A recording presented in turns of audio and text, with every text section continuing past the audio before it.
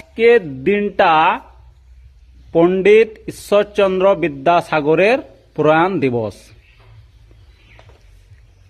ঈশ্বরচন্দ্র বিদ্যাসাগর তিনি 1820 সালের 26শে সেপ্টেম্বর মেদিনীপুর জেলার বীরসিংহ গ্রামের জন্মগ্রহণ করেন। 20 সালের 26শে সেপ্টেম্বর মেদিনীপুর জেলার বীরসিংহ গ্রামের বীরপুত্র ঈশ্বরচন্দ্র বন্দ্যোপাধ্যায়ের জন্ম হয়েছিল। তিনি কে ছিলেন? তিনি ছিলেন পণ্ডিত, শিক্ষাবিদ, সমাজ সংস্কারক। তিনি ব্যাকরণ, সাহিত্য, অলঙ্কার, বেদান্ত, ন্যায়, তর্ক, জ্যোতির্বিজ্ঞান, হিন্দু আইন এবং ইংরাজি বিষয়ে অধ্যয়ন করেছেন। পণ্ডিত ব্যক্তি ছিলেন।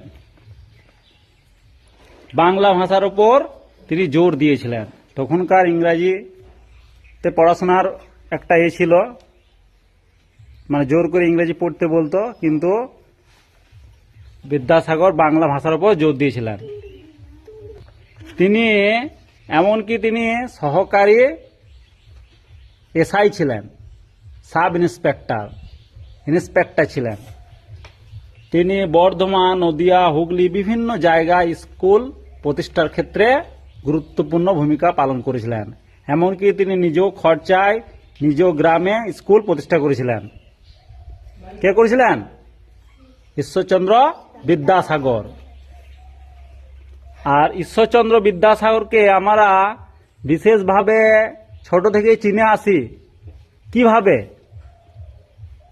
জানি আমরা? ছোট থেকেই বর্ণ পরিচয় তিনি রচনা করেছিলেন। বর্ণ পরিচয় প্রথম অধ্যায় এবং দ্বিতীয় অধ্যায় তিনি রচনা করেছিলেন।